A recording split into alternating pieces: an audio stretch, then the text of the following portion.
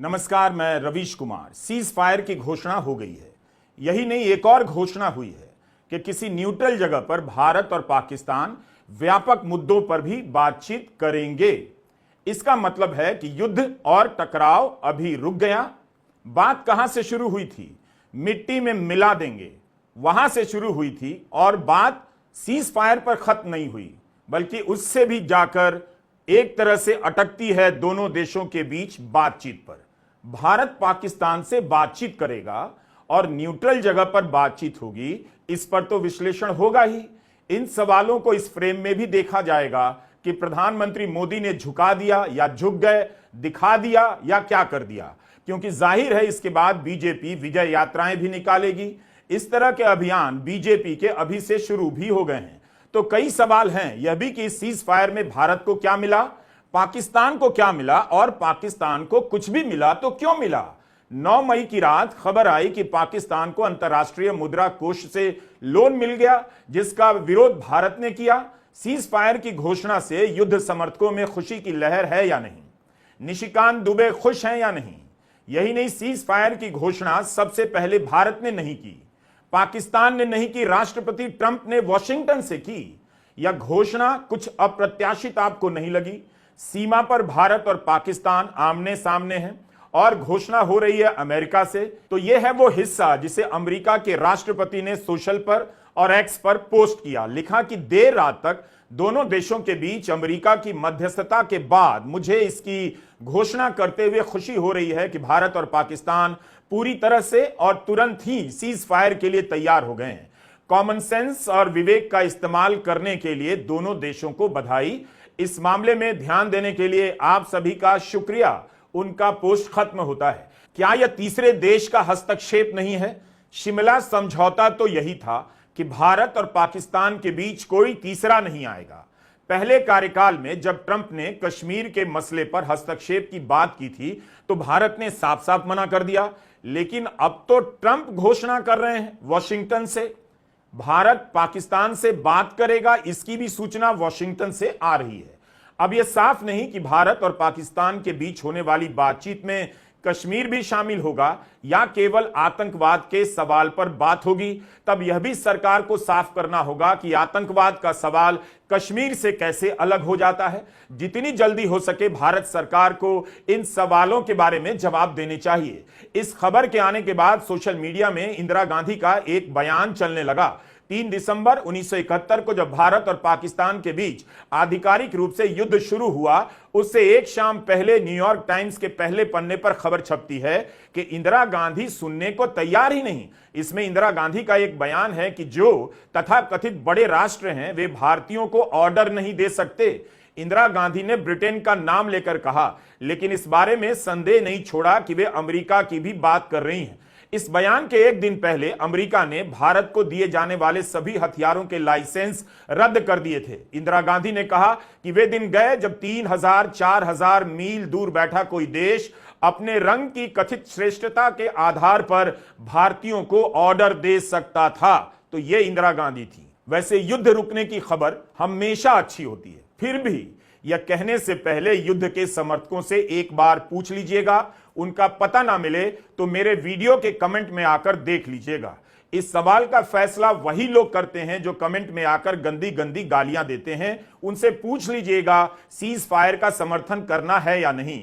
युद्ध के रुकने की खबर हमेशा मानवता के पक्ष में होती है, लेकिन जिस तरह से डोनाल्ड ट्रंप ने ऐलान किया, संदेह और सवालों के बादल भी घिराए हैं। इन सवालों के जवाब तक पहुंचने का काम इस विषय के एक्सपर्ट करते रहेंगे। यह सवाल इसलिए कर रहा हूं क्योंकि इसकी घोषणा सबसे पहले ट्रंप करते हैं और वे लिखते हैं कि अमेरिका देर रात तक दोनों देशों के बीच मध्यस्थता करता रहा और सीज फायर की घोषणा करते हैं। लेकिन संदेह इसलिए हुआ क्योंकि इसके थोड़ी देर के बाद समाचार एजेंसी ANI की तरफ से एक ट्वीट आता है। ANI की प्रमुख स्मिता प्रकाश लिखती हैं कि कोई तीसरा देश नहीं, केवल भारत और पाकिस्तान। तो ये समाचार एजेंसी ANI की प्रमुख स्मिता प्रकाश कह रही हैं, जबकि इनके ट्वीट से काफी देर पहले अमेरिका से ट्वीट आ गया था कि अमेरिका रात भर मध्यस्थता करता रहा। क्या जो भी सूत्र इस तरह की बातें कर रहे हैं केवल भारत और पाकिस्तान के बीच बातचीत हुई है?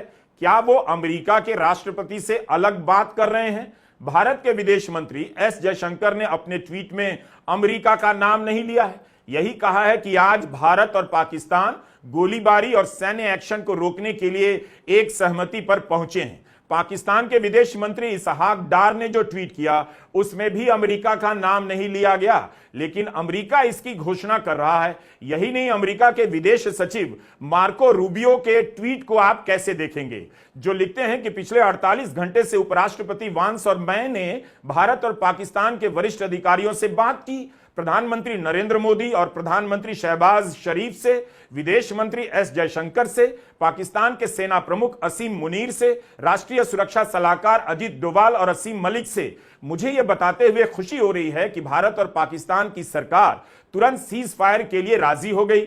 जल्दी ही किसी तटस्थ स्थान पर दोनों देशों के बीच व्यापक मुद्दों पर चर्चा होगी।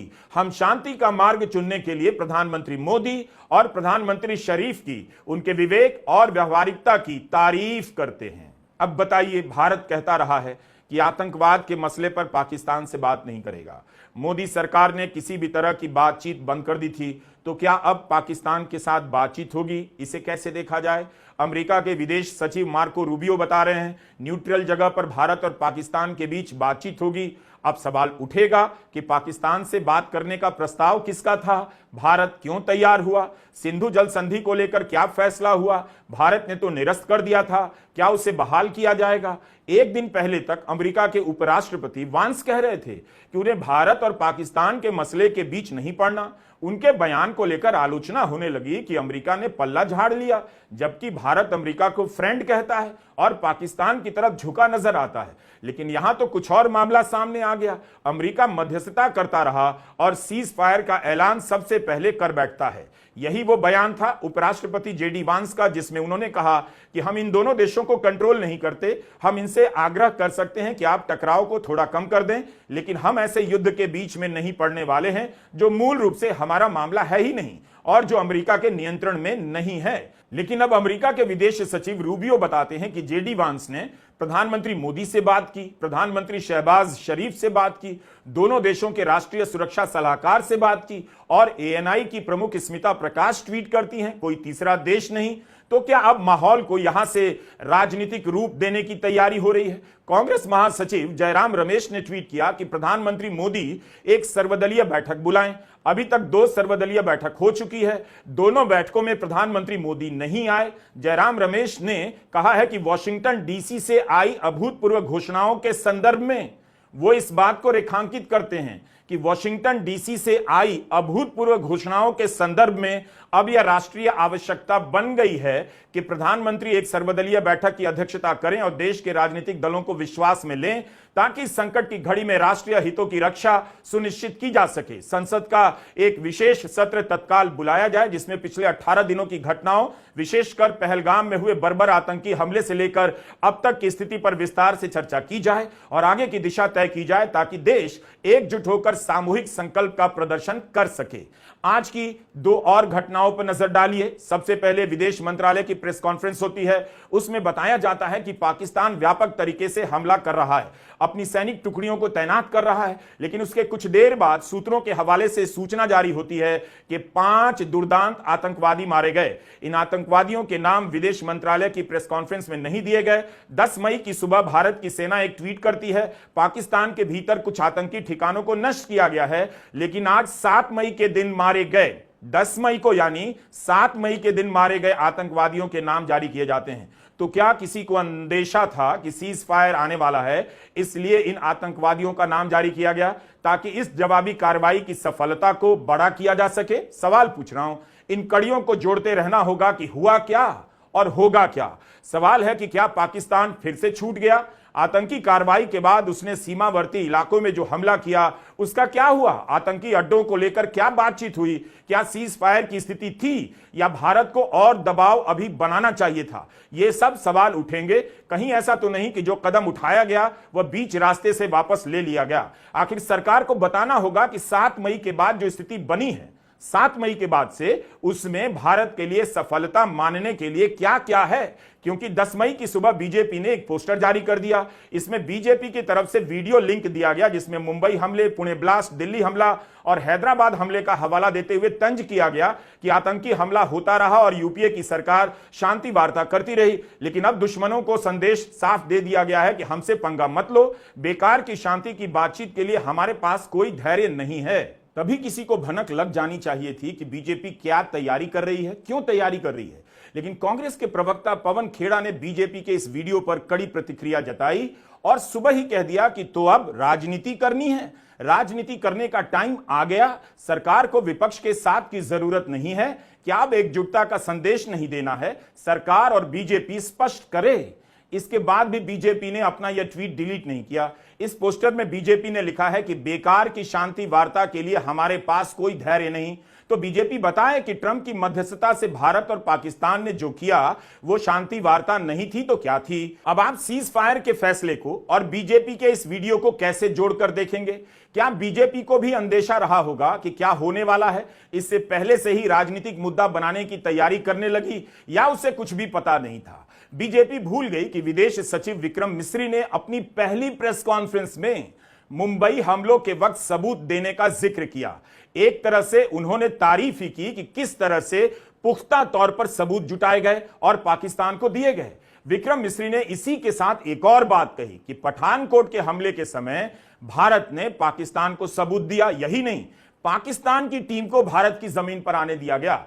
विक्रम मिस्री बता रहे हैं कि मुंबई हमले के समय के सबूतों पर सवाल नहीं उठाए, उन्होंने नहीं उठाया, बल्कि यही कहा कि पुख्ता तरीके से सबूत पाकिस्तान को दिए गए। सुनिए। Whether it be Mumbai in 2008, in Pathankot in 2016, or many others. But in particular for these two attacks, India had offered to cooperate. India provided forensic evidence and urged Pakistan to bring the perpetrators of these attacks to justice. In fact, with regard to the Pathankot attack as well, a joint investigative team was formed. We gave access, unprecedented access, I should say, to Pakistani team to the site of the attack. Details of call records data and DNA, etc., were shared with Pakistan. We had shared with them details related that we had been able to access to the addresses of terrorists. We presented evidence against the office bearers of Jaish-e-Mohammed who had conspired in the attack and the handlers of the terrorists who facilitated them and guided them in. But there has been no movement on this.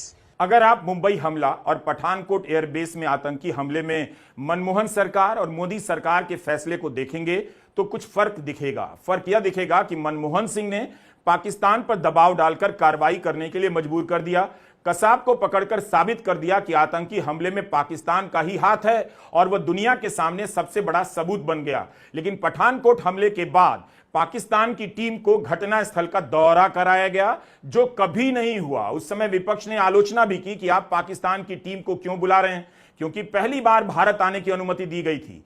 आलोचना अलग है, इसका मतलब यह भी है कि अलग अलग स्थितियों में सरकारें अलग अलग तरीके से प्रयास करती हैं, दबाव बनाती हैं। इसीलिए कहा जाता है कि राष्ट्रीय सुरक्षा के मसले का राजनीतिकरण नहीं करना चाहिए। मोदी सरकार को अब बताना चाहिए कि पहलगाम पर हमला करने वाले अभी तक क्यों नहीं पकड़े गए, उनके नाम क्या हैं, क्योंकि पहली ही प्रेस कॉन्फ्रेंस में विदेश सचिव ने एक पंक्ति में यह भी कहा था कि पहलगाम के हमलावरों की पहचान कर ली गई है, तो अब उनकी पहचान जाहिर करनी चाहिए। चश्मदीद गवाहों और विभिन्न जांच एजेंसियों को उपलब्ध अन्य सूचनाओं के आधार पर हमलावरों की पहचान भी हुई है। हमारी इंटेलिजेंस ने इस टीम के योजनाकारों और उनके समर्थकों की जानकारी जुटाई है। बीजेपी राजनीति की जल्दी में है। देश पहलगाम हमले के बाद एकजुट था और बार बार विदेश मंत्रालय ने इस एकजुटता को पाकिस्तान के लिए चुनौती बताया, तारीफ की। लेकिन अब देखना होगा कि सीज फायर के बाद बीजेपी क्या जवाब देती है। विपक्ष किस तरह से सवाल पूछता है, पहलगाम हमले के समय जो चूक हुई उसे लेकर क्या सवाल करता है। जैसे ही अमेरिका के राष्ट्रपति ने सीज फायर की घोषणा की, उसके कुछ देर बाद विदेश सचिव विक्रम मिस्री ने बहुत संक्षेप में प्रेस कॉन्फ्रेंस की, कोई सवाल जवाब नहीं हुआ। इतनी बड़ी घोषणा की प्रेस कॉन्फ्रेंस बिना सवाल जवाब के समाप्त हो जाती है। क्या संदेह के बादल घिरते हुए नजर नहीं आते? I have a very brief statement to make. Following that, as you know, there will be a briefing by my colleagues from the military. The Director General of Military Operations of Pakistan called the Director General of Military Operations of India at 15:35 hours earlier this afternoon. It was agreed between them that both sides would stop all firing and military action on land and in the air and sea with effect from 1700 hours Indian Standard Time today. Instructions have been given on both sides to give effect to this understanding. The Directors General of Military Operations will talk again on the 12th of May at 1200 hours. Thank you. यह भी सवाल उठना चाहिए कि पाकिस्तान के कब्जे में BSF के जिस जवान की बात हो रही थी उनकी क्या स्थिति है।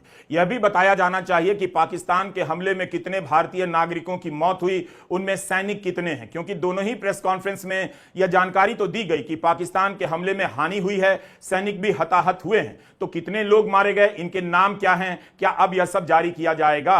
पाकिस्तान ने जम्मू कश्मीर के तंगधार, उरी, पुंछ, मेंढर, राजौरी, अखनूर और उधमपुर में भारी कैलिबर आर्टिलरी गन और सशस्त्र ड्रोन्स का उपयोग करके नियंत्रण रेखा के पार गोलीबारी भी की, जिसके परिणाम स्वरूप भारतीय सेना के कुछ जवान हताहत हुए और घायल हुए। कुछ सवाल और हैं। विदेश सचिव विक्रम मिस्री से जब पूछा गया क्या पाकिस्तान के हमले में भारत का कोई विमान भी नष्ट हुआ है, तो उन्होंने इस खबर का खंडन नहीं किया, बल्कि कहा कि समय आने पर जवाब देंगे।